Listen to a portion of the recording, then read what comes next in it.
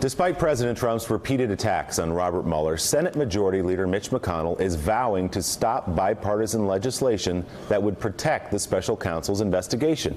McConnell told reporters again yesterday he would probably block the bill if senators tried to put it up for a vote. The president's not going to fire Robert Mueller, nor do I think he should, nor do I think he should not be allowed to finish. We have a lot of things to do to try to finish up this year without taking votes on things that are completely irrelevant to outcomes. Before McConnell made those comments, the number 2 Senate Republican, John Cornyn of Texas, told reporters party leaders were trying to gauge support for the bill to protect Mueller and held open the possibility of bringing it up for a vote. Joining us now is one of the senators behind that legislation to protect Bob Mueller, a member of the Judiciary and Foreign Affairs Committees, Democratic Senator Chris Coons of Delaware. Senator, good morning. It's always good to see you. You've been behind this right from the very beginning. We've asked again and again what gives Majority Leader McConnell such confidence that Donald Trump will not fire the president. He doesn't seem to have much of a defense for it besides saying, oh, he's not going to fire the president. Have you been able to talk to him or people around him to ask him why he's holding so fast on this?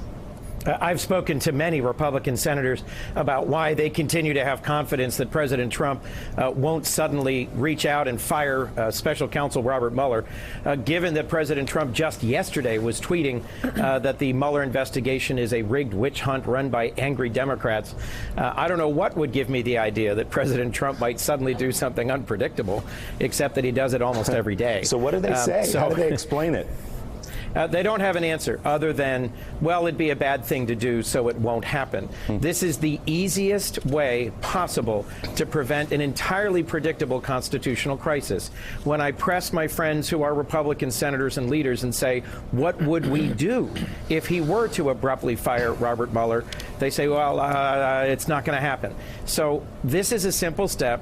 I am grateful that Senator Flake continues to be a good partner in this. He and I will be on the floor of the Senate later today, once again asking for a live unanimous consent. We could take up and pass this bill in a few minutes this afternoon, and I'm confident it would get 60 votes. So, Senator, let's not forget the president has put in an acting attorney general who's been openly hostile to the Mueller investigation in public comments, in columns he's written as well. Has that added any layer of urgency to some of your Republican colleagues? We heard John Cornyn now perhaps open to the possibility of voting for this. Absolutely. A number of senators of both parties have privately agreed that Whitaker is a less reliable supervisor and may well stumble into interfering with the Mueller investigation or may do it intentionally. Here's one of the things that worries me the most, Willie. We wouldn't know until after he had taken steps that would constrain the Mueller investigation in ways that would prevent it from concluding appropriately. So I think there's a number of steps here that have been taken recently. The abrupt forced resignation of Attorney General Sessions, his replacement not by Rod Rosenstein, who should have succeeded him under the relevant statute, but by Matt Whitaker, a political appointee, and as you just referenced, the things that Whitaker said last year about the Mueller investigation and the things President Trump continues to say and to tweet. All of that gives me significant reason for concern. This bill passed the Judiciary Committee by a strong bipartisan vote of 14-7 back in April. It's time to take it up and pass it. Senator Casey Hunt has a question for you. Senator, good morning. Good to see you. Mitch McConnell said yesterday at his news conference that it's likely he'll go to the floor and block your unanimous consent request to have a vote on this protection bill. So if that does happen, I'm curious, are the conversations about trying to attach this legislation to the end of the year spending bill still alive? Is that still something that you're considering? And do you think Democrats would be willing to potentially hold up that bill over this legislation? Well, Casey, we're not there yet. And what I think the Republican majority leader ought to do is simply allow us to have a vote and move forward. Senator Flake, I'll remind you, has steadfastly refused to vote for any presidential nominee for a judicial post, either in the Judiciary Committee or on the floor, until we get this vote. That gives us some leverage, and I appreciate that. And the co-sponsors of the bill are still standing behind it. So I think there's time this week and next for us to consider this issue before we get to the the end-of-year spending bill. I think it's a big mistake for President Trump to be cheering on a possible government shutdown over $5 billion more for his wall. Casey, I'm old enough to remember back to when the Mexicans were going to pay for this wall. We appropriated about $1.3 billion last year that hasn't been spent yet on extending the wall. There's about 700 miles of border wall already.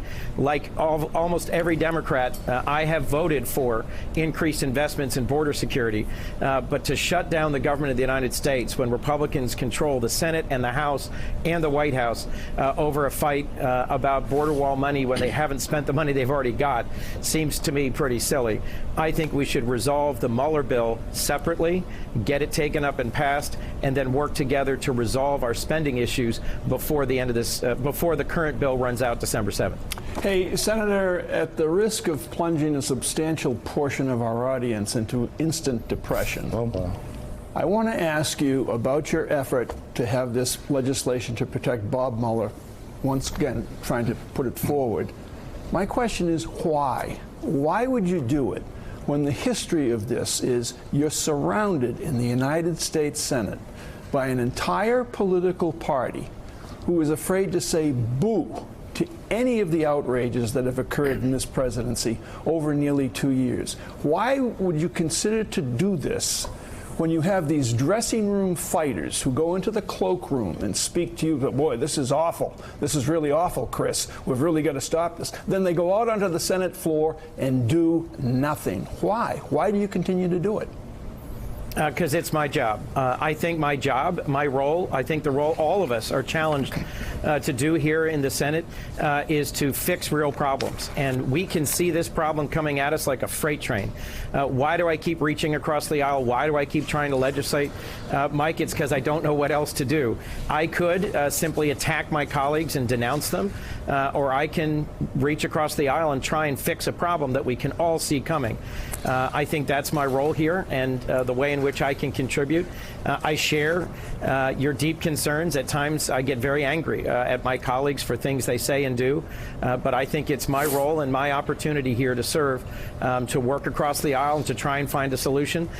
Senator Flake is only going to be here serving alongside me a few more weeks. He was willing to step up and take this on, and I think that's a great contribution. Well, God bless you. Senator, it's Heidi. Let's not accept for a moment that McConnell has no good reason for blocking this legislation. There's a broad cross-section of Republicans who actually support this, including Grassley, Tillis, Graham, Collins. So speak to us from the heart for a moment. What do you think is really going on, and why is McConnell doing this? Do you think that he's trying to protect the president? Yes. That was an easy question. Can you elaborate on that? Well, look, to be fair, there are some Republican senators who have constitutional concerns about this bill. I've discussed those at length with a number of them. I strongly disagree. I wouldn't be sponsoring a bill that I thought had any constitutional infirmities. And I'm struck by the fact that, as you just reminded us, the chairman of the Judiciary Committee, Chuck Grassley, and a number of other leaders in the Republican caucus, Lindsey Graham, Tom Tillis, Jeff Flake, all voted for this bill in Judiciary. I think, frankly, at the end of the day, Leader McConnell has gotten reassurances from the president that he won't act against Mueller, but those assurances are undermined every single day when President Trump both tweets untrue criticisms of Robert Mueller and his investigation and does other things that are unexpected or unconventional or unjustified. His conduct in foreign affairs, some of the ways he speaks and engages with our allies, and some of the things he's done domestically. So if I were Majority Leader of the Senate, I'd be gravely concerned that there is an imminent constitutional crisis that I had the opportunity to prevent, and I would find a way to allow this bill to become law quietly. Instead, he is going to come to the floor, likely, and block us today. I wish we weren't having this confrontation. I wish we could simply move forward and protect this investigation, which is in everyone's interest. It's in the president's best interest. It's in the country's best interest. So I'm puzzled by why the Majority Leader continues to do the president's bidding on this, but that's what I think is likely to happen today. My hope is that the investigation will be allowed to work through to its conclusion, and its results will be shared with the Congress appropriately and then with the public, so we all know what comes out of this investigation. Senator Coons, I want to kind of move to another level of abstraction just for a quick second. You talked about your anger with your colleagues. You talk about your hope. There's a sense in which we're awash in hypocrisy and moral deficits seem to kind of be everywhere in the country. And you gave some remarks recently about your prayer, what you think about the nation. Could you talk about what you see as the moral state of the country and what you were trying to address in that in your statements? Because it seems to me that your anger and your prayer, they seem to go together, and I would love for you to talk a little bit about that a little bit more. Well, thank you. The clip that you're showing now is of a speech I gave last night at New York Avenue Presbyterian Church here in Washington. That was Abraham Lincoln's church, the place where Abraham Lincoln went to go and pray and to seek some solace and comfort and guidance during the darkest hour of our history, when we had a brutal civil war going on, not just sharp partisan speeches on the floor of the Senate, but a violent conflict that took many, many lives all across our country. And I was there to talk about the importance of healing, of forgiveness, of addressing our divisions. Look, there's real reasons why we're really mad at each other here in the Senate. We just finished a difficult, divisive election. Just before that, we had the Kavanaugh confirmation hearings. And I talked about Thanksgiving dinner and what it means for us as a country to see each other as neighbor, not just those who look like us or sound like us or pray like us, but folks from all backgrounds, and how our country was able to heal the wounds of the Civil War. But we have lots of unaddressed, unresolved tensions and difficulties. We here in the Congress should model more humble behavior, more prayerful behavior, more uniting behavior, and not allow the current environment or some of our current national leaders to promote division. We instead should demonstrate how we're able to work together and to resolve our nation's big challenges. I'm the co-leader of the weekly prayer breakfast in the Senate. One of the reasons I am thrilled to have that opportunity is it's a chance for senators to gather every Wednesday morning and listen to each other and trust each other in confidence and in prayer. It's a broad bipartisan gathering that has dozens of senators who participate, and I just appreciate the chance to share with your viewers that there are folks here who recognize just how divided we are and how much harder we all need to work to try and address that. A lot of people saying amen to that message this morning, Senator. Thanks so much for being with us, Senator Chris Coons. We appreciate it. Thank you. Still ahead on Morning Joe, Democrats flipped several Republican-held seats in California earlier this month. We'll talk to one of the Republicans who was caught up in the blue wave. That's next on Morning Joe.